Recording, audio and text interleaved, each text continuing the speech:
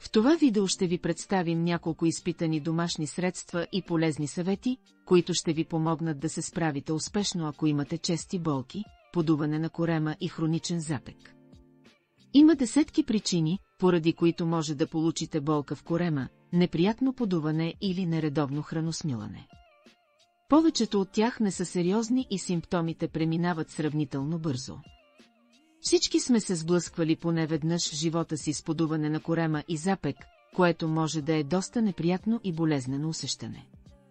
Хроничният запек и лошото храносмилане са много често срещано съвременно състояние, което засяга хора от всички възрасти. Страничните ефекти на това състояние са лош дъх, депресия, тревожност, липса на енергия, тъмни кръгове под очите, слаб имунитет, тежест, подуване, безсъние и болки в корема.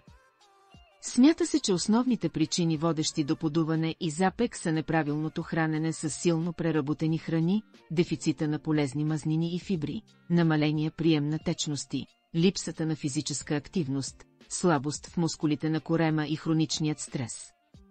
За да се избавите от нарушената чревна перисталтика, която в дългосрочен план води до много по-сериозни болести, се нуждаете от правилно лечение и съществена промяна в начина на живот и хранене. Най-простият и лесен начин да решите проблема естествено и без медикаменти е да подобрите функционалността на храносмилателната си система, като използвате изпитаните домашни рецепти и полезни съвети, които ще видите в това видео. Тези изпитани домашни рецепти трябва да съчетаете с достатъчен прием на течности през деня, достатъчно фибри и полезни мазнини в менюто и умерена физическа активност. Така ще получите сигурни и дълготрайни резултати и ще подобрите значително дейността на храносмилателната система. 1.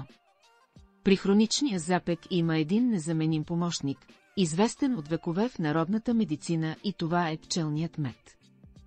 Препоръчва се да се приема нагладно, половин час преди закуска, 200 мл топла вода, в която е разтворена една супена лъжица натурален пчелен мед. Можете също така да комбинирате една супена лъжица мед и една супена лъжица лимонов сок в чаша топла вода. Пийте течността всяка сутрин на празен стомах. 2. Комбинацията от сушени плодове е отличен регулатор на храносмилателната система. Необходими са ви 200 грама сушени кайсии, 200 грама тъмни стафиди, 200 грама сушени сини сливи, 200 грама сушени смокини, 300 грама мед и 100 грама ленено семе, смляно на прах. Смилате ги добре, слагате ги в стъклен буркан и ги съхранявате в хладилника. Приема се по една супена лъжица преди лягане или сутринта на празен стомах. Можете да разтворите лечебната комбинация в чаша топло мляко или вода. 3. Лененото семе е отлично естествено средство, добре познато в народната медицина при нарушена чревна перисталтика. То съдържа голямо количество разтворими фибри и полезни мазнини, които спомагат за регулиране на чревния транзит и облегчават състоянието лесно и ефективно.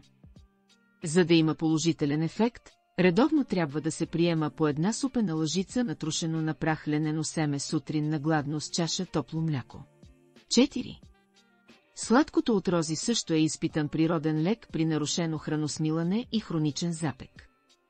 Това е много вкусна и ефективна народна рецепта за справяне с проблема, особено подходяща при малки деца и бременни жени. Половин час преди всяко хранене се взима по една супена лъжица домашно сладко от българска маслодайна роза. Сладкото от маслодайни рози, освен много вкусно, е и много полезно за стомашно-чревния тракт. То има слабително, спазмолитично, противовъзпалително и противомикробно действие. 5. За да си осигурите достатъчно полезни фибри в дневното меню, можете да си направите една лесна витаминозна салата, която ще подобри чревната перисталтика и ще ви помогне да се справите с хроничния запек. За целта са ви необходими една глава червено цвекло, един морков и една зелена ябълка, които се настъргват наситно и овкусяват със сол, натурален ябълков оцет и няколко лъжици студено пресован натурален зехтин. 6. Вкусна и здравословна закуска, много богата на разтворими фибри и подпомагаща храносмилането, можете да си приготвите от една чаша пълномаслено кисело мляко, няколко супени лъжици овесени ядки, един банан, ябълка или друг плод по избор, една лъжица пчелен мед и една лъжица смляно ленено семе. 7. Джинджифил. От древни времена хората са използвали джинджифила като лек за всичко от болка в корема до настинка. Проучванията показват, че джинджифилът може да бъде много ефективно лечение за стомашно разстройство, подуване и запек. Тъй като той е естествено противовъзпалително и спазмолитично средство. Нарежете парче пресен корен от джинджифил и си направете горещ вкусен чай с лъжица пчелен мед и резенче лимон. 8. Лайка. Една чаша ароматен топъл чай от лайка може да помогне за облегчаване на болката при подуване на стомаха, освен това действа противовъзпалително и успокояващо на целия организъм. Тези противовъзпалителни свойства помагат на мускулите на стомаха да се отпуснат, което ще намали болката от подуването. 9. Мента. Ментата също се използва като полезно природно средство за подуване на корема и болки в стомаха, тъй като активното вещество в листата на това свежо растение е естествено болкоуспокояващо средство. Направете си чаша освежаващ чай от мента или просто добавете екстракт от мента в чаша топла вода. 10. Натурален ябълков оцет. Антиоксидантите в ябълковия оцет могат да помогнат за нормализиране на храносмилането и да подкрепят развитието на добрите бактерии в червата. Някои хора приемат по лъжица ябълков оцет разтворена в чаша вода всеки ден като превантивна мярка. Или смесете супена лъжица натурален ябълков оцет с чаша вода и една лъжица пчелен мед. 11. Копър. Ако имате малки деца, тогава сигурно вече знаете, че семената от копър са прекрасно средство за лечение на коремни спазми, които са провокирани именно от натрупването на газове в червата. За да усетите лечебните свойства на растението, трябва просто да си направите чай, като за целта сварявате една лъжица семена от копър с една чаша вода. 12. Канела. Тя е още едно прекрасно природно средство, което ни помага да се справим с подуването на корема и болките в стомаха. Канелата притежава отлични антибиотични и антивирусни свойства. Можете да добавяте канелата в различни десерти или мюсли.